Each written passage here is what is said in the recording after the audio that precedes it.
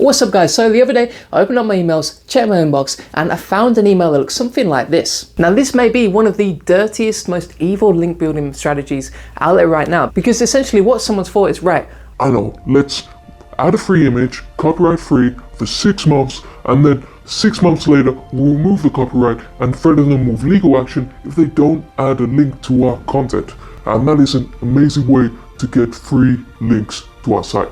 So in this video I'm going to teach you exactly how this link building method works, why I wouldn't recommend using it, and how to avoid getting stuck in this trap too. By the way, if you haven't already subscribed, please make sure you do, because my link building videos will help you build more links, drive more traffic to your site, and help you boost your rankings on Google. So basically, the copyright link building method is like the bear trap of link building, because essentially you're letting other people use your image for free, copyright free, and then 6 months later you say, hey, you've used my image, there's copyright on that image, and therefore it's too late to take it down because you've already broken copyright infringements, and therefore I need a link to credit my image. And obviously if they don't do it, then potentially someone could press legal charges. Now this is not a link building method that I recommend to anyone, because there are easier ways to build links, there are much more ethical ways to build links, and essentially you're not building relationships with other website owners to build links, you're almost annoying them. So you're really damaging your brand's image when you do this,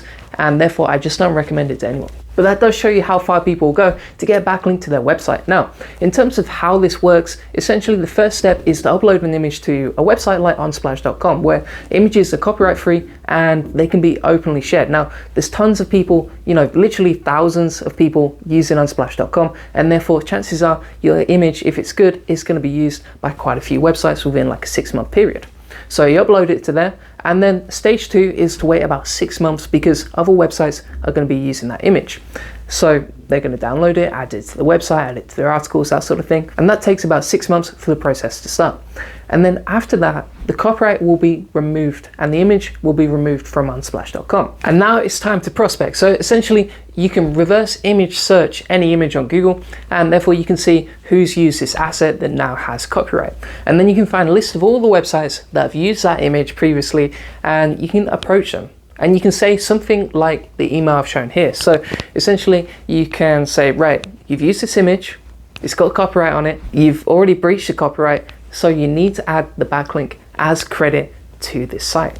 And if you don't, then you're at risk of legal penalties. So you're kind of like in a catch-22, where if you don't add the link, you're at risk of legal penalties, but you've used an image that was previously copyright free, and therefore you were kind of doing the right thing. So it's a really tough decision, but usually you're just going to add the link back because you don't want any sort of consequences afterwards. Now, one thing that I would recommend after watching this video is to stop using stock images. Now, not just because of this link building trick, but also because it doesn't really add much value to your website anyway. When you look at stock images, usually the audience who's reading it can tell quickly that it's a stock image. It doesn't really add much value to your content, and therefore I would start using your own customized images instead, because they look much better and they're probably going to be much more relevant to your content and therefore make it more engaging.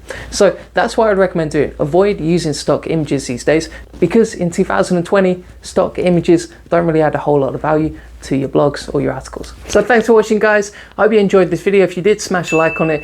Like I say, I would not recommend using this link building strategy, but it's something to be aware of. And if you have any questions, let me know in the comment section below. Also, if you haven't already subscribed, please make sure you do, because my link building videos will help you grow your website, drive more traffic, and boost your rankings on Google.